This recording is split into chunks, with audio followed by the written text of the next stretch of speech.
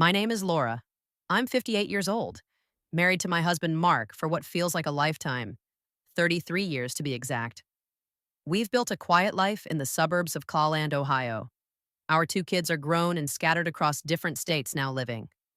I watch mostly through photos and the occasional Sunday phone call. Mark's in corporate finance and has been with the same company for nearly 20 years. I used to be a school librarian, but I took early retirement last year. Lately, I found myself filling time with gardening, reading, and attending the occasional charity function, with Mark dutifully playing the role of the supportive wife. It was one of those charity dinners that changed everything. The invitation came from Mark's boss, Gregory Nash, a name I'd heard over the years but never met in person. Mark described him as sharp, traditional, and a bit distant, the kind of man who didn't waste time with pleasantries but held a commanding presence in every room he entered. The event was being hosted at a private club downtown, one of those old world places with dark wood paneling, soft piano music, and waiters who seemed to glide rather than walk. I remember feeling slightly self conscious that evening. I had taken extra care, with my hair chose a navy dress I hadn't worn in years, and added a touch of lipstick that hadn't seen daylight since our youngest graduated college. I couldn't say why I tried so hard. It was just dinner, but something in me wanted to feel visible again. When we arrived, Mark introduced me to his colleagues with pride. I shook hands, made polite conversation, and tried to stay interested as they talked shop. Then Gregory approached. He was taller than I imagined, with silver street hair, a clean shaven jaw, and eyes that held you for a moment too long. His voice was calm, but there was something in it, something measured. "You must be Linda," he said, extending his hand. "Mark's told me you were once a librarian. I always thought librarians were the keepers of secrets." I smiled politely, only the good ones. His laugh was quite genuine. He didn't move on quickly like the others had. Instead, he stood there a while, asking about books I loved, authors I admired. He asked questions no one had asked me in years about the things that lit me up inside. Later at the table, I found myself seated between Mark and Gregory. The dinner was slow and drawn out, full of polite clinks of silverware and business anecdotes. At one point, someone mentioned a local author I admired. I chimed in, and Gregory turned toward me again. "I had no idea you were so passionate about writing," he said, almost as if it surprised him. I was about to respond when I felt it. His hand just a light brush against mine beneath the table. It could have been accidental, but it lingered for a moment too long to dismiss as nothing. His fingers grazed my knuckles, warm and deliberate, before pulling away. I didn't look at him immediately. My heart had already started its quiet pounding, and I was suddenly aware of how warm the room had gotten. I glanced over. He was focused on someone else, speaking as if nothing had happened at all. But when his eyes flicked back toward me a few minutes later, there was a softness there, a quiet acknowledgement. I excused myself to the restroom not long after, needing a moment to breathe to process what I was feeling. It wasn't attraction in the teenage sense, nor was it fear. It was something subtler I felt seen. When I returned to the table, Mark was deep in conversation and Gregory was sipping from a glass of red wine. He looked up at me as I sat down, and for just a second his hand brushed mine again this time. Less by chance. We didn't speak of it. We didn't need to, but I knew even then that something had shifted. Something quiet, something unexpected. And even though I told myself it was probably nothing, I couldn't deny the stir inside me, like the first page of a story I didn't know I had been waiting to read. The days after the dinner passed quietly, at least on the surface. Mark went back to his usual routine. Early morning's coffee in a travel mug, quick kisses on the cheek, and long hours at the office. I busied myself with the usual things, tending to my small rose garden, sorting through old photos, and wandering the local farmers market on Wednesdays. But no matter what I did, I couldn't shake the feeling of Gregory's hand brushing mine, the way his eyes had lingered on me with something that felt like recognition. It had been so long since someone looked at me like that. Not out of obligation, not out of habit, but with genuine curiosity. Mark loved me, I never doubted that. But love, after 30 years, becomes quiet. Familiar folded into routines.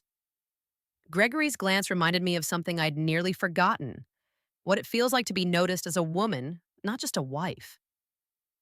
A few days later, Mark came home and mentioned that Gregory had invited a few couples from the office to his home for a weekend gathering. He wants everyone to feel more connected.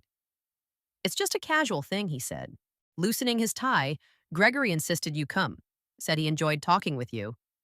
I tried to act on Ulan, but I could feel the heat rise in my cheeks, did he? Mark didn't seem to catch it. He simply nodded and disappeared into the kitchen to warm up leftovers. That Saturday, we drove to Gregory's house, a beautiful colonial style home, tucked into a wooded stretch outside the city. The air was cool and sweet with early spring, and soft jazz floated out from the open windows. The gathering was small, 10, maybe 12 people, all mingling with drinks in hand, laughter echoing off the stone patio. Gregory greeted us at the door, his usual poised demeanor wrapped in casual charm. Linda, he said with a warm smile. You made it. I'm glad. His hand rested on the small of my back for just a second as he ushered us inside. It was subtle but deliberate. My body registered it before my mind had a chance to catch up. As the evening wore on, I found myself drawn into conversation with Gregory again. We stood near the fire pit in the backyard, the soft crackle of flames between us. Mark had wandered off to talk shop with some of the other men. Gregory handed me a glass of white wine. You seemed distant earlier. Everything all right? I hesitated, not wanting to admit how often I thought about our last interaction, just thinking. I said finally, sometimes I feel like I've turned invisible since retiring. He studied me for a moment. You're far from invisible, Linda? There was something about the way he said my name that made it feel like a secret being gently spoken aloud. I glanced at the fire, feeling its heat on my face. You're kind to say that? It's not kindness, he said softly. It's truth. We stood in silence for a moment, just the two of us beneath the darkening sky. Then gently he reached for my hand. This time it wasn't by accident. His thumb brushed across the top of my fingers in slow, deliberate circles. The gesture wasn't overt, wasn't demanding. It just was, I shouldn't, I began. But the words caught in my throat. You haven't done anything wrong, he replied calmly, and neither have I. I didn't pull my hand away. I didn't lean into him either. I just let the moment hang there between us like the scent of smoke and jasmine in the air. Eventually, someone called from the patio and we separated. But something in me had shifted again deeper this time. It wasn't just about being noticed. It was about feeling awake, like something within me had quietly stirred from years of sleep. When Mark and I left later that night, Gregory's eyes found mine once more. No words, just that same soft glance, acknowledging what had passed without a trace of guilt or pressure, only understanding. On the drive home, Mark hummed to the radio content, and unaware. And I, sitting beside him, stared out at the moonlight road ahead, unsure of where this new path was leading, but unable to pretend it didn't exist. The week that followed felt different, like the rhythm of my life had subtly shifted a half step. Nothing was outwardly changed. Mark still read the paper every morning. I still folded laundry while old jazz played from our kitchen radio. But inside me, something was unraveling, or maybe it was unfolding. I wasn't sure Gregory hadn't called, hadn't written. Not that he had a reason to.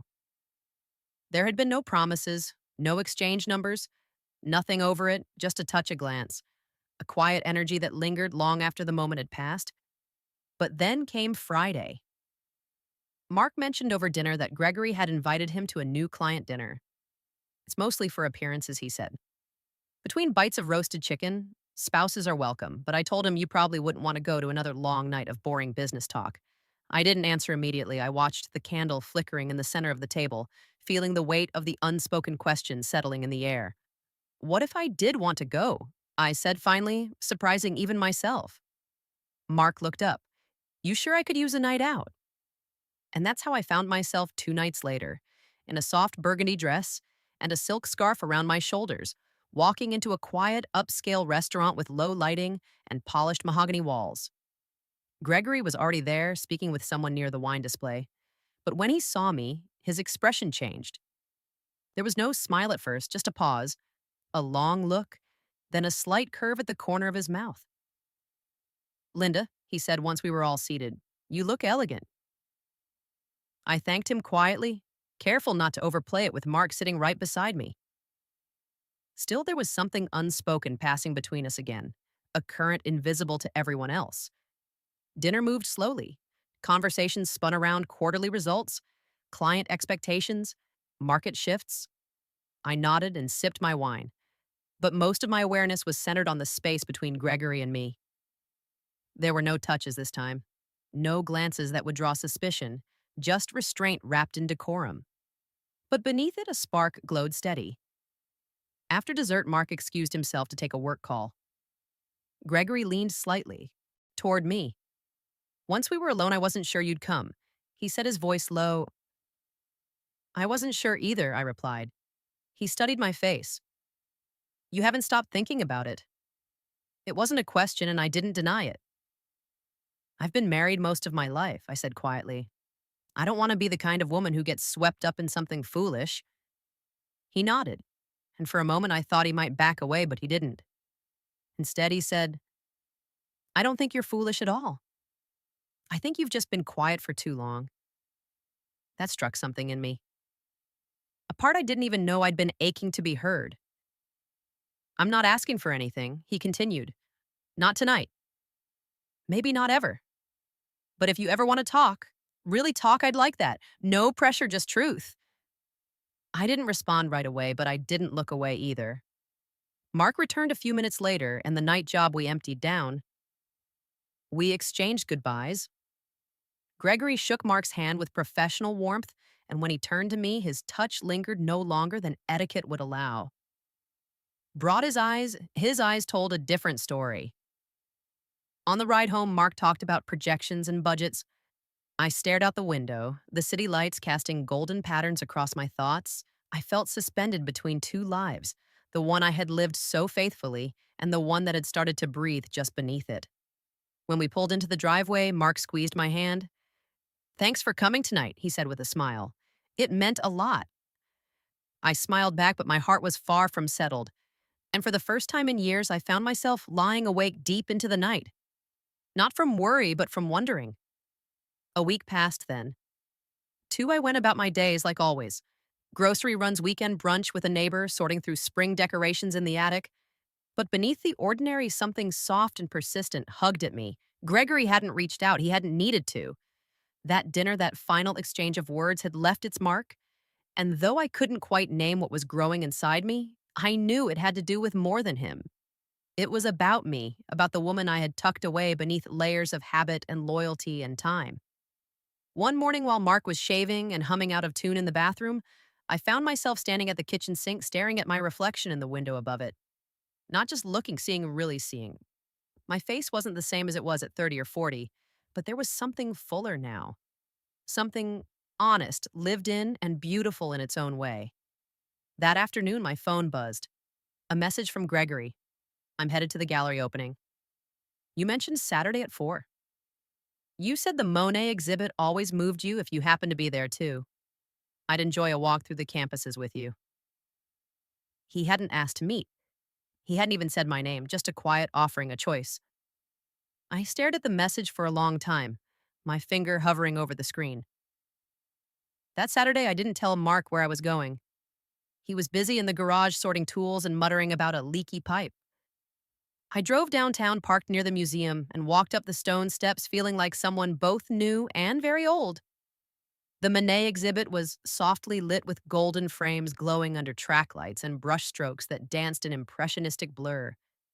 I wandered for a while alone, pausing in front of water, letting the peace of the colors settle something inside me. Then I saw him. Gregory stood near a window, hands clasped loosely in front of him. He wasn't searching for me. He wasn't pacing. He was simply waiting. When our eyes met, he smiled, not with expectation, but recognition. I walked toward him, each step quiet on the polished floor. Thank you for coming, he said. I wasn't sure I would. I answered, I wasn't sure either, he replied. We didn't speak for a while. After that, we simply walked through the rooms, through the colors, through the silence that spoke louder than any conversation could. At one point, we stood in front of a painting of a misty morning garden. His voice was low, when he finally broke the quiet. I know you love your husband. I'm not here to threaten that, but I wanted to be someone who reminded you you're still allowed to feel more. I swallowed hard. I didn't expect this. I wasn't looking for anything. I know that's what makes it real. I turned to him. So what now? He shrugged gently. That's not up to me.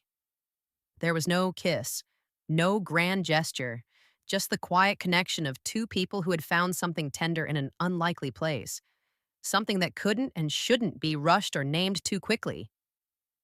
As we walked out of the exhibit, the afternoon sun filtered through the tall windows, casting light across our shadows. At the door, I touched his hand, just a brush of fingers. This time, it was me who lingered.